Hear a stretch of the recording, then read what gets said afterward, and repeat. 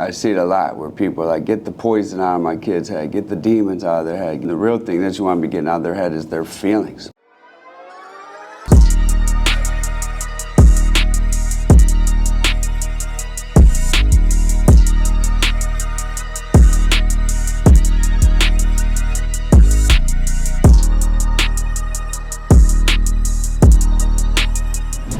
My name is Jacob Spellis with Vital Health, and I think it's a really important topic today. I want to talk about something serious and close to my heart, dealing with children who do self-harm to themselves. I can imagine, I'm a father of 3. I can imagine getting a call that one of my children harmed themselves. This video could be for the youth and the parents together, because it's a very serious topic. First thing we hear, when you ask maybe the general population is, are they just doing it to get attention? And sometimes we shame it, but we got to remember that kids are typically hurting themselves because of shame, guilt, trying to suppress something. At some ages, they don't fully understand. Some of the good points, I guess, would be that not every self-injury is.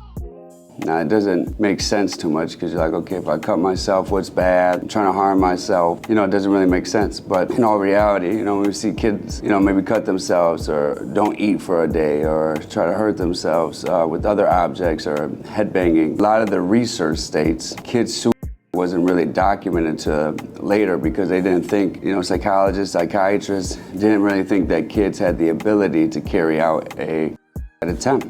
And what we found over research and data, a lot of times it wasn't being reported, kind of similar to drug overdoses. They're always considered sides, without anything, but now they're accidental drug overdoses, kind of the opposite here. With that being said, kids that typically hurt themselves might be dealing with, first and all, depression, anxiety, anger, and that might seem like a logical reason to be there. As a parent, when you get that disruptive call, or I see it a lot where people are like, get the poison out of my kid's head, get the demons out of their head, get this, and the real thing that you want to be getting out of their head is their feelings, right? How they really feel about the situation, because as a parent with an older mind or older whoever, you're taking care of, we're going to come from a perspective with a fully developed brain, trying to speak logic into somebody whose brain's not fully developed. And if we try to beat it into them that that's wrong, they're doing this, they still, in some sense, get some sort of attention, out of it. Whereas we want to heal. If a doctor comes in and says, hey, I need you to lose a lot of weight, and just walks out the room, you'd be like, well, yeah, everybody needs to lose some weight, get a little healthier, most of the time. But the doctor comes in and teaches you a plan, setting smart goals. When we have our child, the main thing, when I come into therapy with parents and little kids, is not shaming them, not telling them, this is what you're going to do. You're going to die. With our kids, we teach them how to live, because a lot of them don't want to live. Emotionally breaking down what's the root cause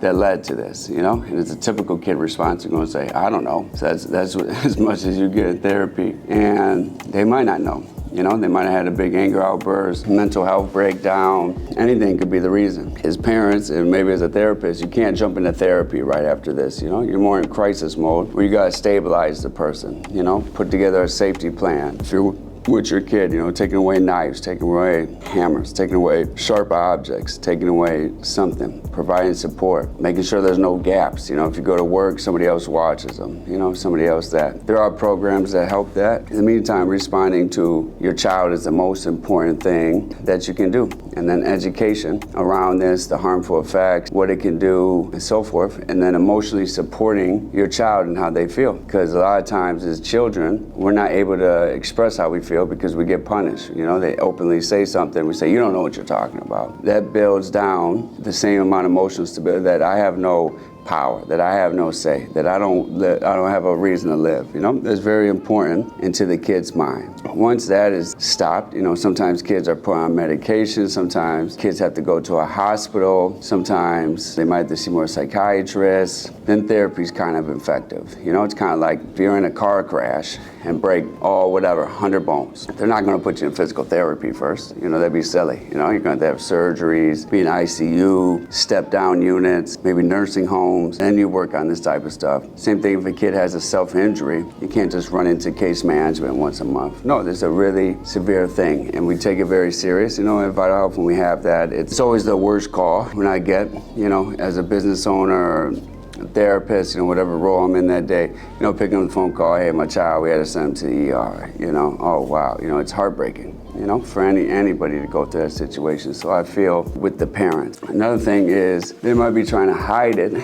Kids might not just cut on the arm, they might cut their legs, they might bruise themselves, all that stuff, So it's very important. Calling the kid's counselor, talking to the doctor, maybe bringing in therapists for yourself to deal with the family, getting family therapy, and have a good continuation plan. As a parent, don't get too caught up on the why, focus more on the solution. So giving your kids a text line, giving your kids access to local agencies that deal with crises. There's even part of the police departments that know how to handle these crisis situations. There's social workers that handle the situation. It just depends on your town and the resources that you have. But it's a quick, simple Google search will find them, and making sure that your child has those and feels heard and appreciated, and support them the most of the way. Kids just want to be heard. Kids just want to be acknowledged. Kids just want to be supported. Again, my name is Jacob Spells with Vital Health, and hope to see you soon.